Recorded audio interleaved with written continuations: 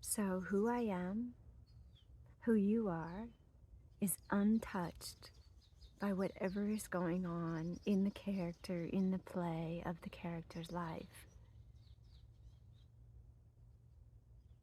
And I'm turning the camera on to remind myself, because my purpose and our purpose, why we came here, is we came in to these bodies that are carrying in a lot of karma, a lot of unresolved emotions from lifetimes of misunderstanding, of hurting each other and being hurt by others, being abused, being, violent against each other. And we came in to transmute and love ourselves back to wholeness and love our bodies back to wholeness. So just sharing my own process, I know who I am. I'm established in the being and I'm watching this character. And yet that recognition is always challenged when the trauma is coming up. And for me, it's, the body is collapsed again. The mold has returned. Hello, bird. The mold has returned and has, debilitated the body and the mind. And then there's the feelings of low self-worth that come up with that debilitation, from no motivation, inability to be productive or participate in life. It's just like this icky feeling. But that's where the rubber meets the road on the spiritual journey. And what I've realized, this part of the journey, it's not in the expansion phase, it's in this phase where I feel shitty, and that the body's collapsed and the emotions are coming up. This is my purpose. To hold the space of love rather than criticize and judge. So I've been watching myself do these kind of self-sabotaging behaviors, knowing what's good for this body and yet doing some things that are not good for the body. And the old program, the mental program of that, is to be critical and judge myself. It's an old tape, and that's the thing to recognize, is that when we're triggered, those old mental programs get triggered as well. They're just programs and they're innocent. And that is the cry for help, for our innocence, to want to, and the innocence, our hearts, our purity needs our love. When the tape of the mind is like critical, judgmental, pointing the finger at the other, defensive, like hanging on to an opinion and I'm right, this is when that is a cry for help from our subconscious or our innocence, that there's some trauma that needs to be loved. So I'm just sharing my own process, that I'm in this place of being wiped out and having sadness coming up, uh, and feeling like, am I ever going to get better? Right? But what we're in right now is like a critical turning point, and we're in this like darkness before the dawn kind of phase, with Pluto squaring the nodes, and the nodes at 0 degrees Scorpio and Taurus.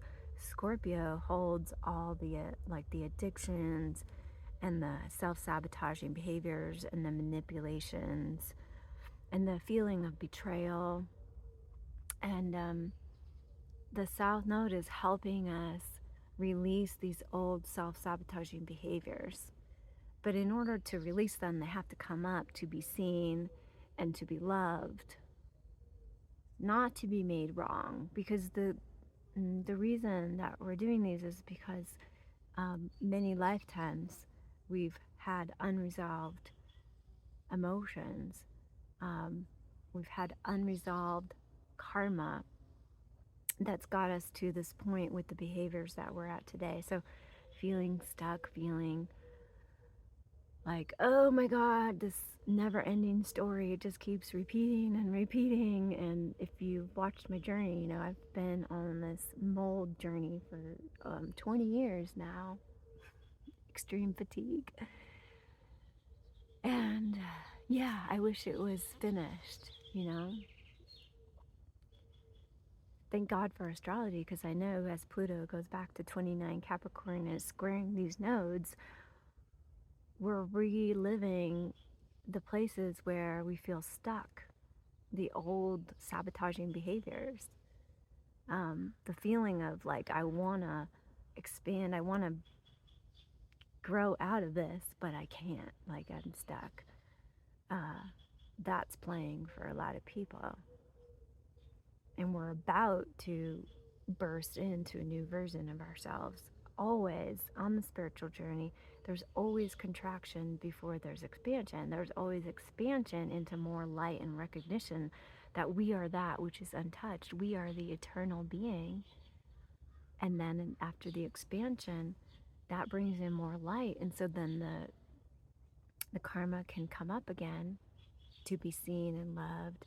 And where the rubber meets the road is to recognize I am not that. I am untouched by whatever's playing in the movie of the character.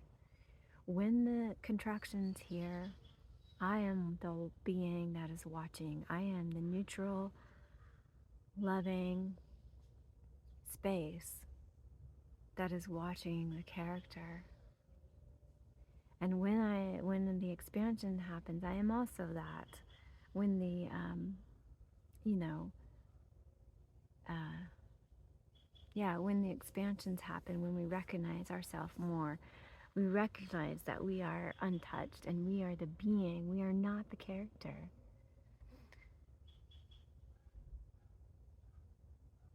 So I don't believe in strong arming or willing the character, like that the behaviors have to change. It's like, in my experience, it's the love that I bring in to the little one that felt hopeless in a world that didn't make sense. The little one that just felt completely like, I don't want to be here, when she was sexually molested. Um, there's this place inside that just wants my love. And this love and compassion is what then changes the behaviors. There has been a progression of quitting the addictions, and addiction is a big part of my family lineage and my own process. Last time at the eclipses in November 2022, I was watching myself eat popcorn every night and knowing it was hurting my gut and I needed to quit it, but just I couldn't stop. And then sure enough, I just was aware and brought in the love and the awareness and the compassion for the wounds, and just purged the tears and the emotions that come along, that where the trauma was that was causing these behaviors. I just love that.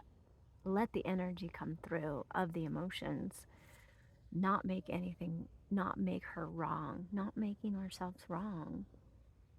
And sure enough, as soon as that purge was finished, I dropped eating popcorn and I haven't had any since. And so the same thing's happening now with caffeine and other stuff. Some foods, like, eating corn tortillas, tacos, and things that I know aren't so great for my body.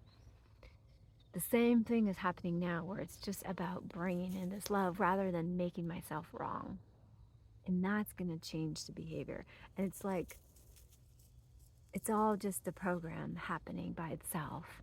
I am that which is just watching with love. And it's like kind of watching an exciting movie. Like, what's going to happen next?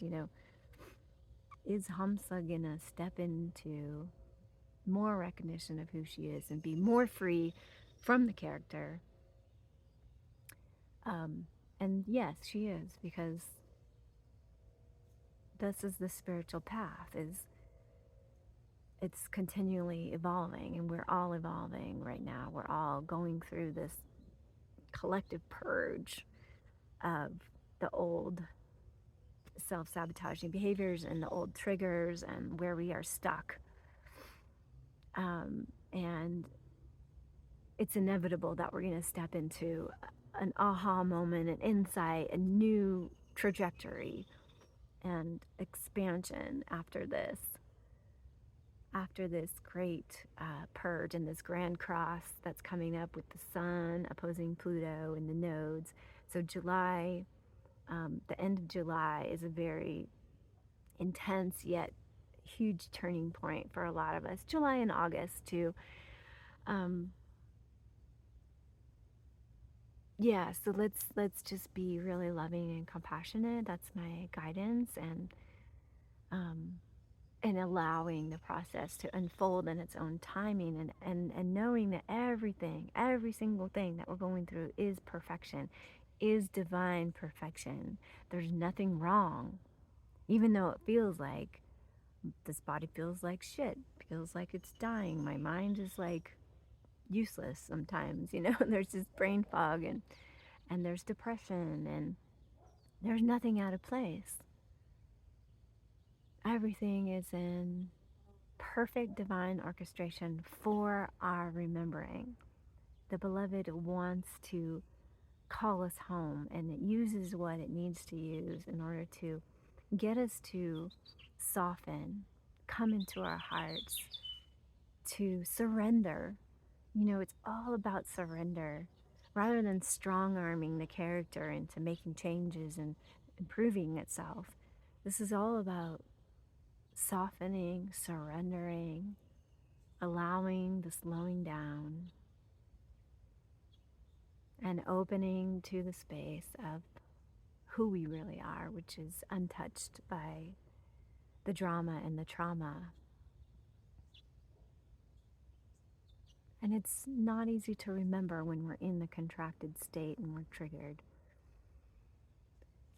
But this is what we came to do, is to, when the repeat happens, it's to each time we get to realize I am that which is untouched by what's going on. And we get to anchor into that more and more. And so the repeat has to happen again and again for us to realize the being and who I am is untouched. I am the awareness of what's going on.